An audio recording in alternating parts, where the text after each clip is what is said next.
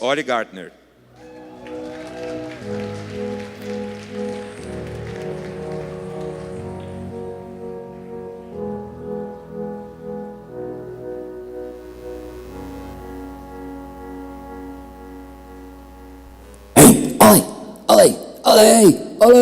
Ollie! Is everything okay? That was weird. Okay, I think we're good to... Ollie, it's me, Who's me? your inner voice. This is not the time. I'm trying to give a talk, like in Brazil. Not the time. That can wait. They can't. There's 1,500 people here. I'm trying to impress them, with more than just a fancy suit. They don't care. Look at them. Half of them are still asleep. Maybe so, but what do you want? I just saw what you did to the homepage. What is that all about? Oh, no, don't worry. It's going to be amazing. It's a brilliant new concept. We're doing a brand refresh. It'll really speak to our audience. Kind of like I'm supposed to be doing right now, but it's going to have like beautiful cinematic video and then some parallax scrolling pulling you down. There'll be a big promo slider across the top, and it's going to end with the most just epic explainer video right in the middle. That sounds awful. No, really, but it'll be an explainer video.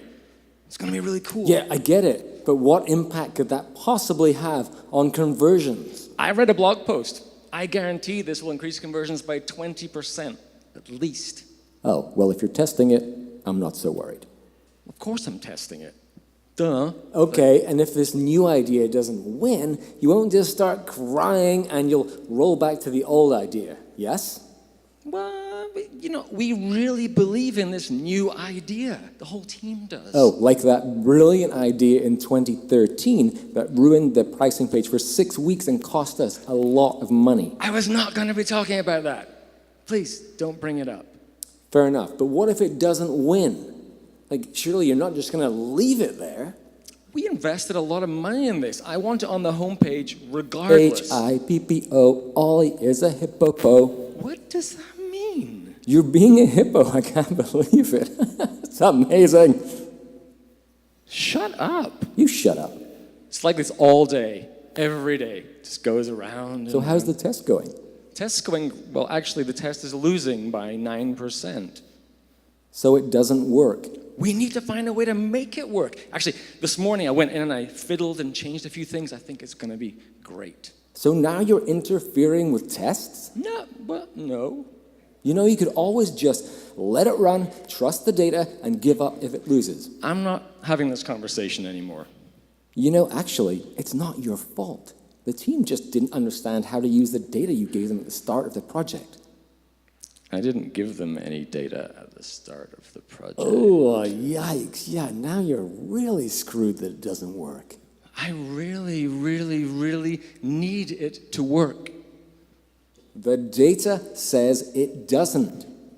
Fuck data. And that is the theme of my talk today. Just kidding. I do care about data. I wasn't angry at the data. That was a conversation that I had inside my head a few years ago. We put this explainer video on the homepage. We knew it was going to win, right? We thought, how can it not? I wasn't angry at the data. I was angry at the result because it didn't confirm our assumptions, our beliefs, our biases. We were really biased. The whole marketing team, we knew this was going to win, and it didn't. In fact, we didn't give the designer and the copywriter any data at the start. And the frustrating thing is, we didn't build this based on any reason. There wasn't a single piece of qualitative, quantitative, even anecdotal data to support why our customers needed to see this video. But we made it anyway. And it didn't do well. We didn't give anyone any data, and some of you filled in a survey for me. That's amazing. 67% of you don't have enough data to do your job properly. That's terrible. It's not good enough. We can't work like that. The only reason we did it was because everyone else was doing it, and we can't do that. We can't just make things because we want to without any signal from the data that it's something we should be doing. Oh, by the way, I've translated most of these slides, so if at any point I don't know what I'm talking about, because I can't read it, you might have to help me. Yeah, I put a little bit of English in there. It happens every year. New design trends come in, and the same thing happens. 400 blog posts about why you should have an explainer video, followed by 150 videos in the form of explainer videos explaining why you should have an explainer video. It just goes on and on and on. Trends are very powerful things. And that's not why I did this. This is one of our dogs, Scrappy, and I thought it'd be a great idea to give him a mohawk, but I used human clippers, and it just got worse and worse and worse. It got all the way down to the skin. I'm sorry, I wasn't trying to be trendy. So I've seen this happen. It happened with us. I see it all the time, where marketing teams, they're dysfunctional. They don't work properly together. So I interviewed and surveyed 700 people on marketing teams to see how they felt about one another. What was it like? Because there's a lot of hidden tension underneath. People don't talk to each other in the right way. Here are a few of the things that they said about one another. Oh, actually, before that, see, the thing is, when you as a marketer speak to a designer, you mean one thing, but the designer may hear something completely different. Different language. You speak to each other differently. Here's an example, a conversation between two guys on a phone. So how was the date last night? First date, we went to dinner, then I walked her home. Then I killed her in the woods outside the house and left. Killing her seems a bit harsh. Did she order the lobster at dinner? Kissed. You're trying to say kissed, right? We've all had these autocorrect problems that could be catastrophic. My point is that sometimes what we say and what other people hear are two entirely different things. Here are a couple of examples. But when you're with me, I'll give you a taste. Make it like your popcorn every day. Sparing his life from this monstrosity. Hold me closer, tiny dancer. Or, Hold me closer, tiny dancer. maybe more Elton's speed. Doesn't make a difference if we make it or not. How do I get you alone?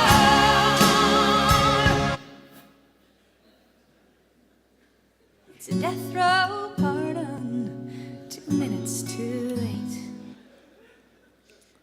That actually would be ironic, unlike every other line in that song. It's like rain on your wedding day. Good luck getting that out of your head for the rest of the day.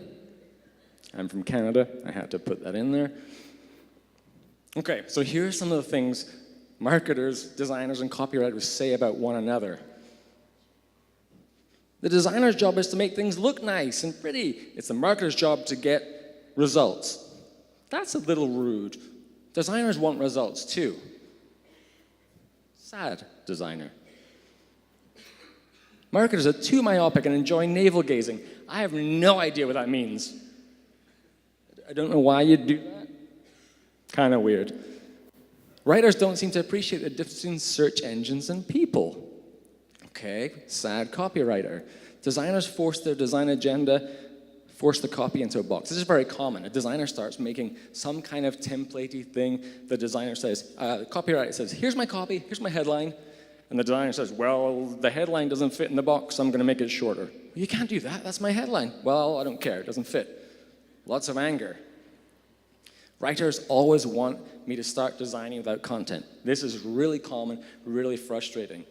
81% of designers say they have to begin their work before they get any copy, which is terrible. Then they just make things based on trends or themes or what someone else is doing. It's not the right way to work. Marketers don't respect design and think they know how to do it. Okay, 98% of marketers are responsible for critiquing designers' work, and 87% of them think they're qualified to do that. Bullshit. It's total bullshit. I've been doing this for 20 years on both sides of that, and that's a lot of overconfidence. They don't really understand one another, and I want to solve that problem. Oh, and then finally, the final nail in the coffin, designers are too sensitive. Yeah, you're never going to get along if that's how you talk to one another. Okay, so is data the answer, the way to solve this problem? Well, yes and no. The problem is there's a lot of data, tons of it, too much of it, and it can be overwhelming. Too much data is almost worse than none at all because it's too confusing. Which is why I created this framework. It's called Data-Driven Design, or 3D, DDD. And I'll quickly run you through how it works before we continue. So the first thing you do, you check the playbook. This is kind of like a guide to where you start. This is the Google sheet. It takes all the masses of data and it brings it down to the things you need to care about. So let's say I'm looking at a hero shot. Then I'll say, this is the data you should be looking at. Not all of it, just some of it. Helps you focus. Then you collect the data. Here's just basically a checklist. What you're going to collect, who's going to do it, where you're getting it from, how long it's going to take. Simple way of organizing what you're doing. All of these things you can download. This URL will have the slides, it'll have everything at it. I'll share that link a couple more times as we go through. Observations. So you take this data and then you work as a team to make observations. You look at it, you watch recordings, you read the results that come in. And when you do that together, you start to develop empathy for your customers and also for one another. Hypothesis. Then you look at it and go, well, how do we solve that problem? And you come up collectively, you brainstorm ways to solve those problems, and then you get into design cards. This is a really fun part, where basically you take this, you print this out, and you sketch. This is what we have now for this element, and this is what we can do to solve the problem based on the observations and our hypothesis for fixing it. Then, and only then, you give all of those to the designer who now has all of this amazing insight, information, and thought from the entire team, and they can go away and do their final design document. We have the before and the after. And ideally, then you run an A/B test to validate that it actually works better.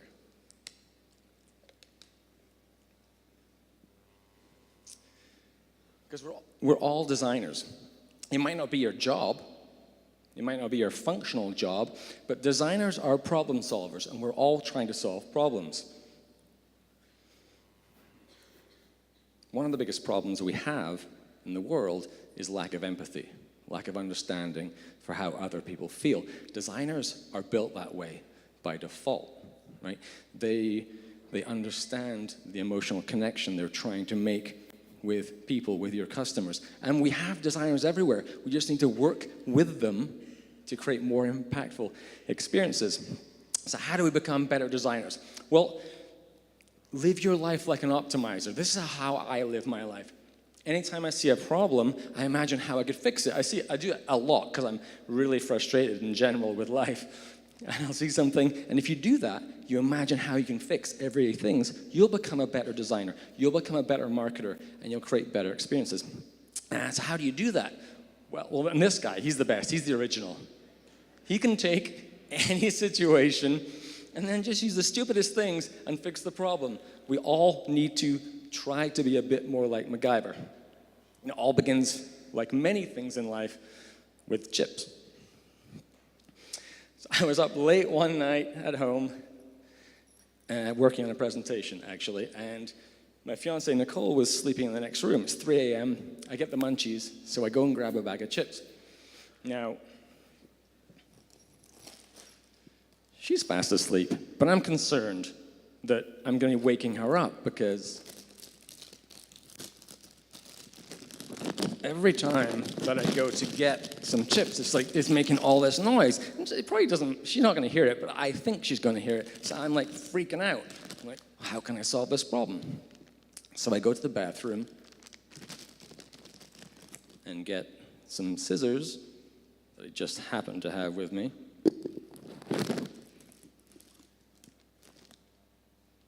Take the scissors. Don't cut your tie off. That would not be good.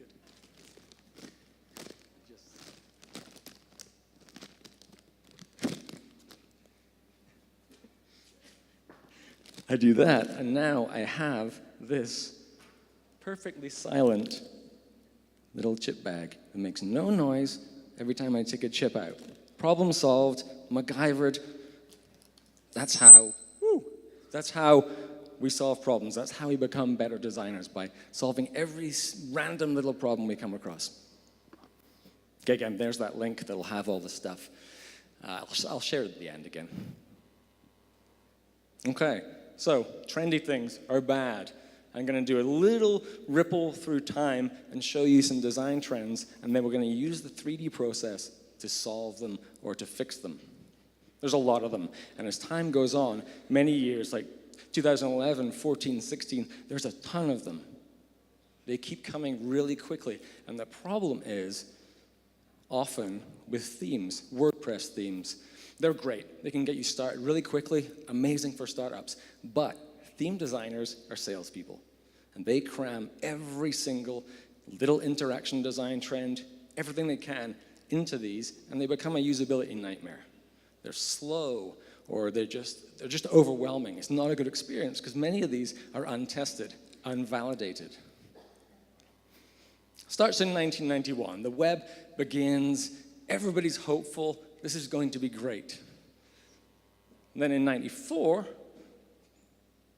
people start talking about the fold. Jacob Nielsen says, people don't scroll. Maybe they didn't then, but they do now. But it's still a concern. But I think we need to think about it differently. Instead of thinking about above and below the fold, we need to think about seen and unseen. Because as a marketer, you don't go, I really want to get people below the fold.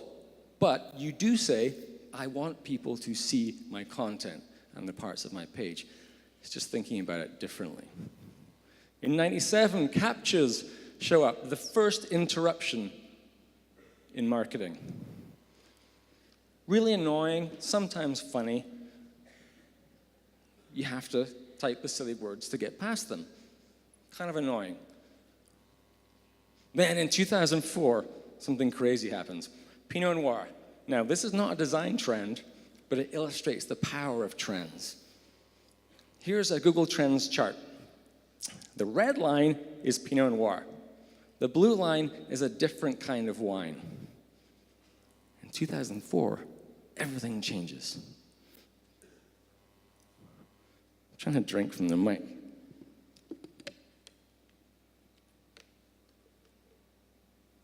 Now, like any responsible adult, I wanted to see a movie. It was about wine, so I went with our CMO, Jeremy Wallace, and myself, and because it's about wine, we snuck a couple of bottles of Pinot in with us. It's hidden in the shirt there. And during the movie, so we're pouring, kind of doing this, like down by my knees, and I'm going, nothing in the glass. Nothing in the glass. What's going on? And then there's a wine tasting scene, and the guy in front of me goes, this is amazing. I can smell the wine. Because I'm pouring it just at the right angle that it dribbles around the neck and goes all over the floor. So there's red wine everywhere. And then this scene in the movie happens, and it changes history. Do not sabotage me. Oh, aye, Captain, you got it. And if they want to drink Merlot, we're drinking Merlot. No, if anybody orders Merlot, I'm leaving. I am not drinking any f***ing Merlot! Okay, relax. With that one line, the history of wine changed overnight. See, that other line is Merlot. And that's when the movie came out. After that, Merlot went down, Pinot went up. I predicted it back then, and in 2008, sure enough, a study came out. The Sideways Effect, that was the movie name. It had changed everything. Trends are really, really powerful things. It's true. I love judging books by their covers. A wine, I love the way wine looks. I'll go, oh, that looks awesome. Ooh, Merlot, nope. Put it right back down. That's what trends do. They influence us. I love this quote. It only takes one tree to make 1,000 matches. It only takes one match to burn 1,000 trees. That's the power that trends have. Okay, in 2007, now sometimes the design community, the web community can be really good. Recaptchas came about. This was a little team that decided that they were going to take the bad experience and use it for good. So when you're typing the letters, this is actually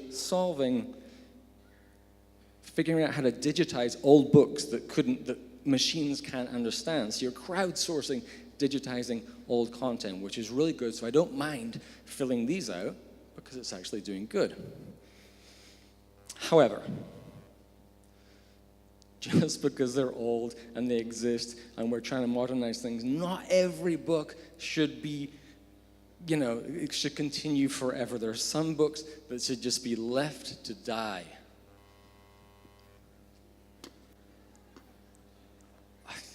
That's not what I was planning. I promise. It's a thing. Extreme ironing. I have no idea why. It needs to stop. Just don't understand that. Unexpected gifts from the animals of Africa. We don't need these things.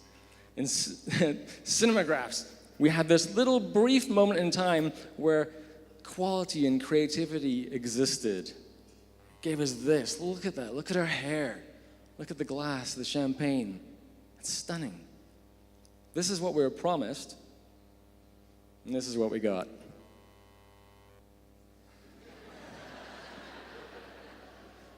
GIF after GIF after GIF. We didn't have to go down this path, but we have. Then we come to explainer videos. Okay, my favorite thing, explainer videos. So, I've talked about it a lot, so I'm going to show you a little bit of our explainer video.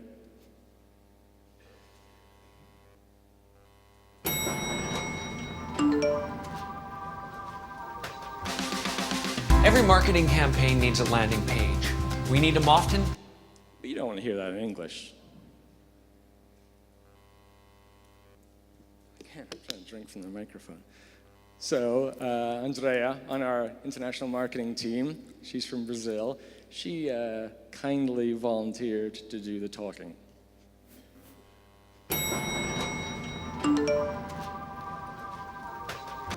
Toda campanha de marketing precisa de uma landing page. Precisamos delas frequentemente e rápido.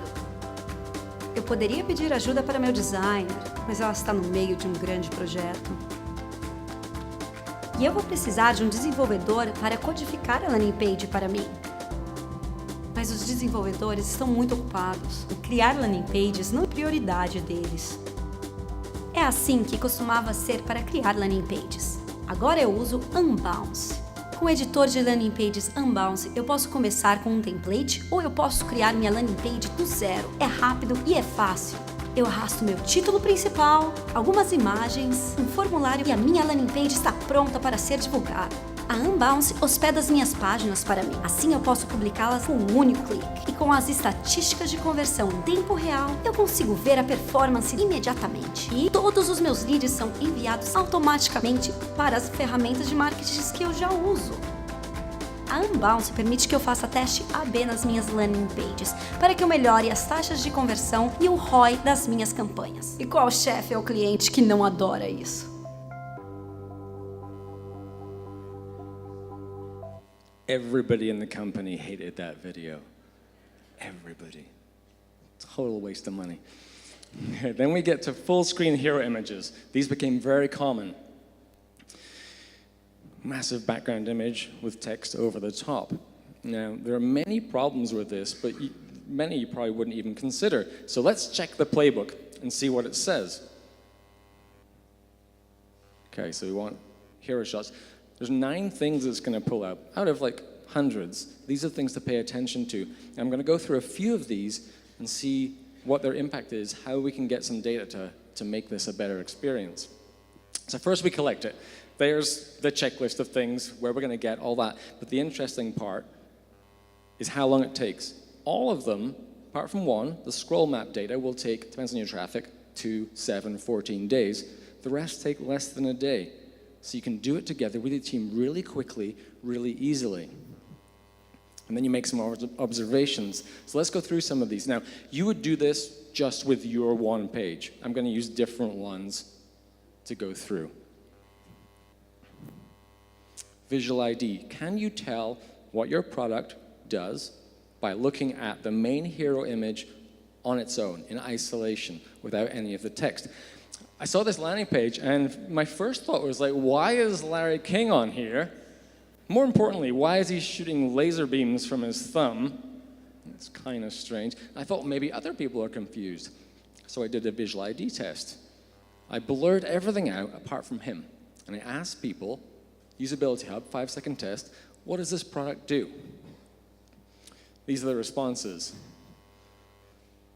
Something like, I may get this bit wrong. Talk show, something about old men, doctor consultation. I don't need to translate that one. And many people just didn't have a clue. In fact, nobody knew that it was business loans. He's just in the way. He's not helping. He's not offering any benefit to that page.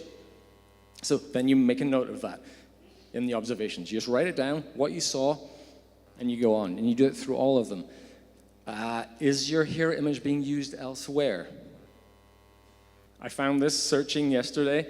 The thing that's interesting is if you look at the image, it's got a laptop and a coffee cup. This is what almost every software as a service SaaS business did at one point or another.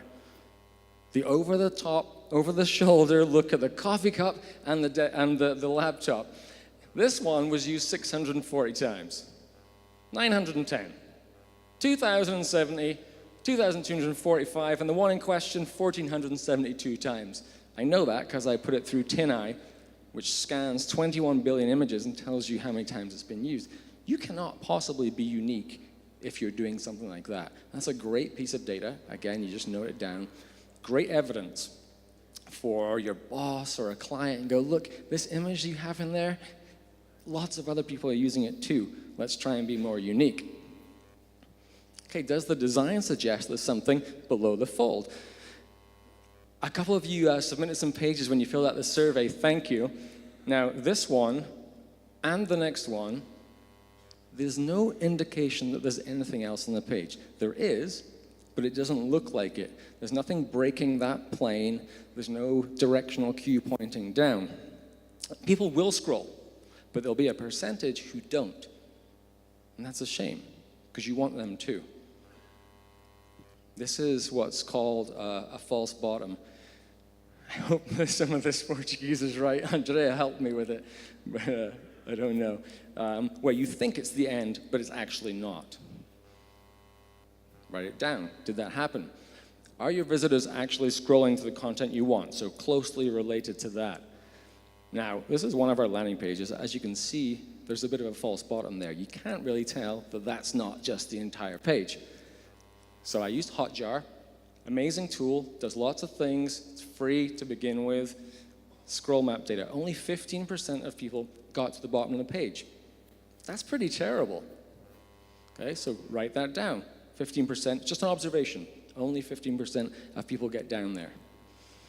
So I'm going to go a little bit into the future, taking this information and doing something about it. Because as soon as you get this, you can start doing rapid iterations before you get to the design part, before you do those design cards. So how do you make people scroll? Several ways. Visual cues, navigation, or you can just move your call to action. Now, I live in Vancouver, Canada, but I did live in Montreal for a little bit. And Montreal is really cold, like obscenely cold. Like you wouldn't understand it cold, like minus 30 sometimes. It's horrible in the winter. So I wanted to go on vacation somewhere sunny with my ex-girlfriend. I say ex-girlfriend because we're engaged now. Technicality. So I see this one, I'm like, oh, that looks pretty good. So I click on it, and it takes me away to Transat.com. I'm kind of confused, like I don't know why you did that, Expedia. Why am I on a different website? Doesn't matter. So I look around, and I kind of like it. I want to book this. Book early and save $400 per couple. That's what I want to do.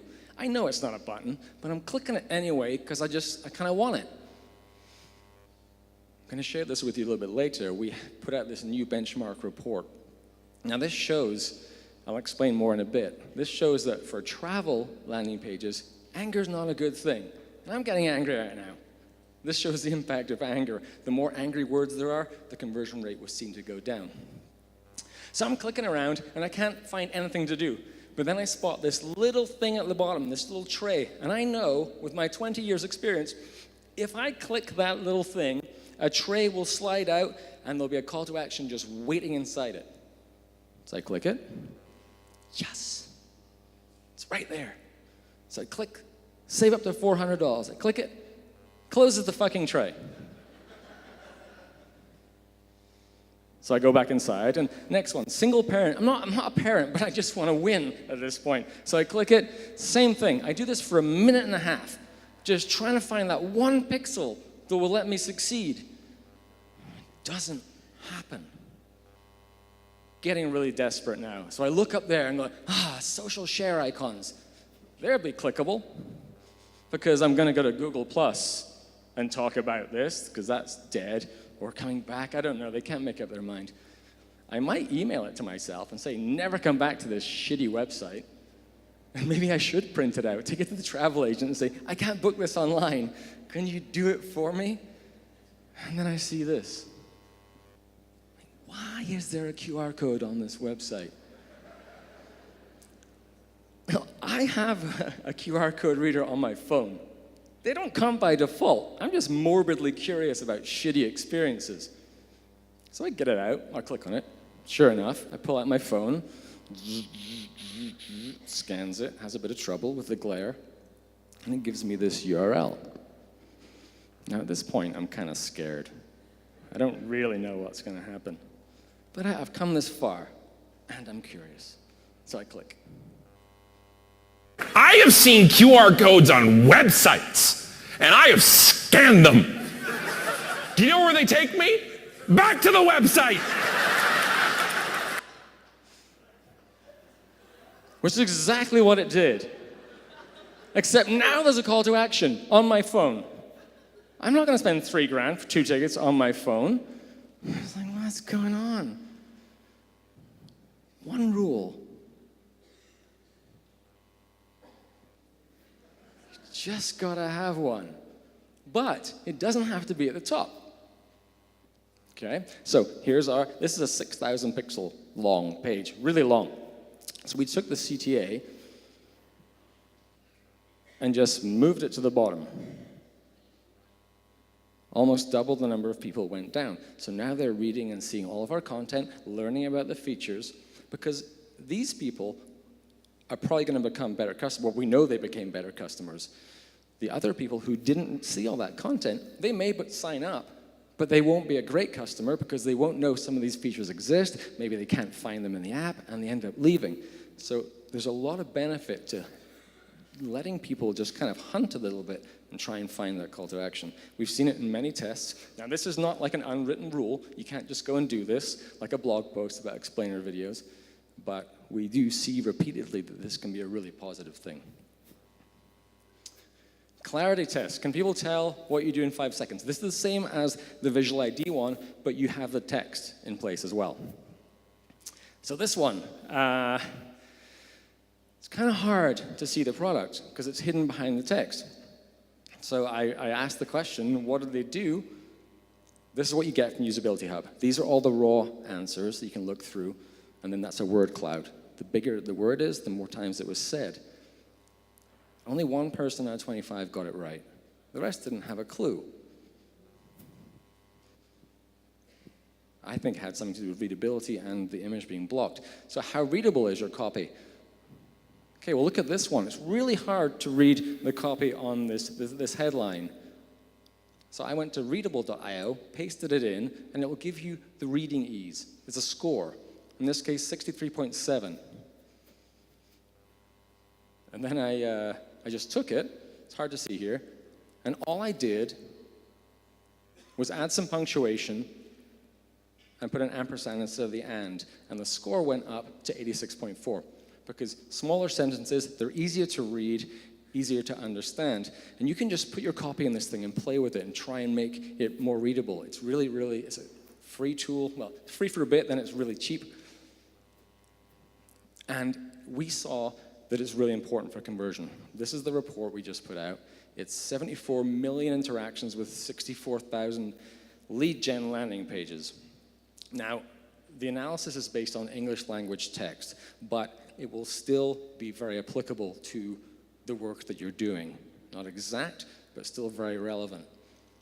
So you can see here, this is reading ease for credit and lending. When it gets past the 70 point, the conversion rates were going up for these pages.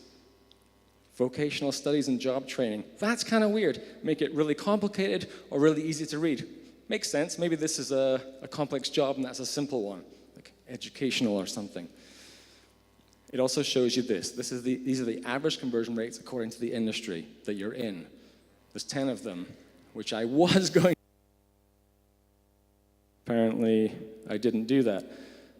Business consulting, business services, credit and lending, health, higher education, home improvement, legal, and vocational studies. Now, if you're in one of these, great. You can look at it and see where you stand. If you're an agency, you can look at it and go, this client, we're doing amazing. They're way above average. These ones, not so much. We need to work on that. It can be a great tool to get, because when people are complaining, we need you to improve our conversion rates. Well, if you're 28% above the average, the norm for that industry, you're doing really well.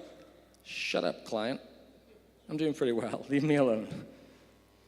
It also has, reading ease, word count, how many words on the page, the impact of that, sentiment, positive, negative, neutral, and 9 different emotions, like joy, anger, sadness.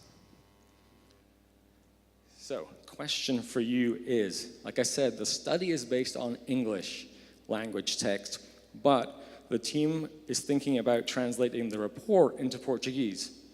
So if you go to this link, you can just say, yes, I'm interested in that, here's my email. All we'll do is email you the report. If enough people are interested, they'll do the translation, which will be really cool. Okay, how long does it take to read your headline? This is really easy to figure out. Okay, I walked around the office with my laptop. Like, this is free, easy, inexpensive, free experimentation. You can learn, get so much data. I just took my laptop, walked around the office. Hey. 10 seconds. Yeah. I need you to look at this webpage and just read out the headline. Okay. Get national TV exposure, grow your business, and be seen as an expert in your industry. Apply now. Cool. Why is that so hard to read?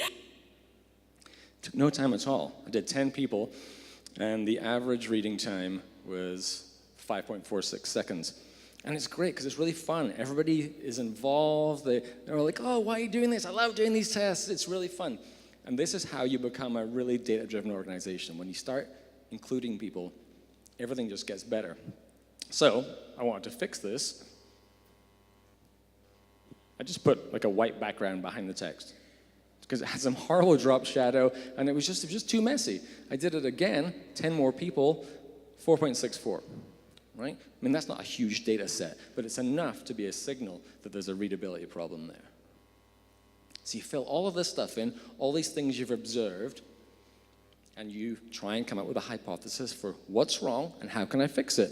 I'm not going to go through all these. I'll just point to one of them. What do I say?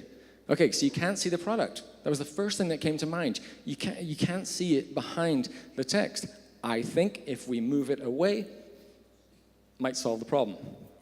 So then the design card phase, super simple, little sketch, moving it out of the way so you can see the product. And when you have a team doing these sketches, you all do it together, you'll come up with some simple but also brilliant ideas. And it's fun and it's inclusive. So I didn't have access to the original files, so I just jumped in Chrome, inspect element, really easy, changed the CSS, moved it over, and ran it again. 16% got it right just by doing that. Some of the things some of it's problematic. It's a pannier is what it's called. This thing on your bike, but your clothes in it stop being wrinkled, but it's a weird word. But at least that simple change increased people's understanding of the product because you can actually see it, right? It makes perfect sense. And then you put all of that together for your final designs. I can't do it here because I used a bunch of different examples, but that's how you do it with one. I don't know what that says. Oh, ghost buttons. My fiance is obsessed with hairless cats. We're not getting one. That's a ghost button. They look cool, but they don't look clickable. I hate them. Okay, then conversational forums. This is the most recent trend I've seen. It's really cool. Came from a team in Denmark, Copenhagen, called Space 10. This is what it looks like. Basically, it's a little script that turns your regular form into a conversation, into like a chat type thing. It's crazy. It just turns it into one. So I was like, oh, this is cool. And someone let me put it on one of our landing pages. And actually, first, check the playbook, because that's what you should always do. Okay. The first thing it says, look at a session recording. So I immediately put Hotjar on here. I think I'm just skipping ahead here. I put Hotjar on because I wanted to see this. It's a completely new thing. I wanted to watch someone play with it. And I got this recording 5 minutes after I put it live.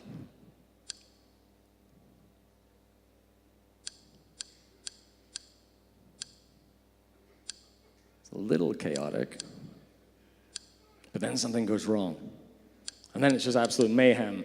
The guy just can't get out of this. He does this like for 2 minutes, then he refreshes the page and does it all over again. I felt so guilty. I'm like, I'm ruining this experience for this guy. And I'm just like, I gotta stop. I'm like, what am I gonna do? Luckily, Nicole is way smarter than me, and she said, he put his email in. You should reach out to him. So I did. I emailed him, said, I'm sorry about that terrible experience. I'm testing something, a new interaction device. I saw there were bugs. I fixed them already, but you had a terrible experience. Here's the content you were looking for. Again, I'm really, really sorry. 2 minutes later, he replied that in 25 years, that's the best example of owning up to and dealing with a problem he's ever seen. Much more likely to engage with Unbounce as a brand as a result. So terrible experience turned positive just by watching that little video. ClickMap. 12% of people were clicking on the first question that came up. What's your email address? Because it's unfamiliar. I don't want them doing that. I want them clicking where you type. And then finally, 2.5 times as many fake email addresses. Probably because it looks like a chatbot and people aren't confident, so they don't want to put their email address in. Okay, so that was the challenge that I wanted to solve. Disney put out a movie for kids. And the tech department got like thousands and thousands of people hitting the forgot password link. They're like, why is this happening? So they looked in the back end, in the database, and all of these passwords were up to 40 letters and numbers long. Like, why is this happening? Let's go to the source. What were people asked to do? These kids, what were they asked to do when they chose their password? Must contain at least 6 characters. So these kids are just choosing things like Mickey, Minnie, blah, blah, blah. I don't know, all of these versions. No one's going to remember that, right? And that just made me think of the power of the label on your form field. Just by that instruction, it can change behavior. And that's what we're trying to do, change on-page behavior. So, to reduce spam, I changed what's your email to which email should we send the course link to? For the course that was the page about. So people thought, I have to give them a real email address. And then I made this thing look like a call to action, because there wasn't one before. Oh, there's a big shiny button. I want them to click that and not the question. Okay, so after all the changes, there were a bunch more in there, the before and after, and you can highlight what you changed. I would have changed much more on the page, but I wanted to keep it really clean and just about the form because it was so new, and that's how you present your new design doc. So what was the result? I ran an A/B test. 47% fewer people clicking on that first question with the new design, and 37% fewer fake emails because of the way I used that little instruction. Amazingly powerful. Okay, that's a lot. What's going to happen in 2017, this year? What are the trends? One of the things I've seen, smart navigation. So instead of having navigation at the top, like sticky navigation is amazing, brings you down the page and moves with you. Smart navigation will appear when you need it and take you where you need to go. No idea what that says. Oh, asymmetric design. So the false bottoms that we saw before. This is one of our landing pages. Look at these diagonal lines. Here's a better example from Zest. I'll zoom in a little bit. Getting rid of the false bottom problem. Just that line crossing the boundary at the bottom indicates there's more below it. Really simple, beautifully simple, and that will help remove the false bottom. Okay, so there was negativity at the beginning between the team members, and I'm trying to solve that with this process. So after all my research, I reached out again and said, well, what's good about working with a designer or a marketer or a copywriter? These are some of the responses. Marketers talking about designers. They remind us there are people behind the marketing. Notice the other one. You can read it, I can't. When they touch your design, it's like magic happened. They remind us there are people behind the marketing that they do. Designers talking about marketers. They're enthusiastic and motivated, full of ideas, even if most of them are bad. So there's still a little bit of lingering anger there. And where we got designers talking about copywriters. They're intelligent, and they know how to turn the bullshit of a marketer into something a customer can understand. Nobody likes marketers. And finally, designers talking about copywriters.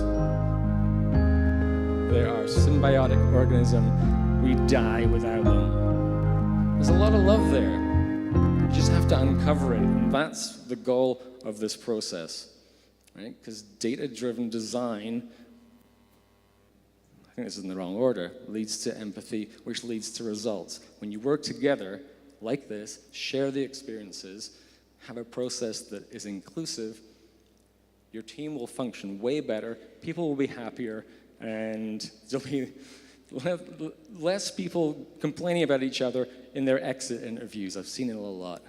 Okay, thank you very much. Everything is at that URL. You've been awesome. You're here really late, so thank you for hanging around all day.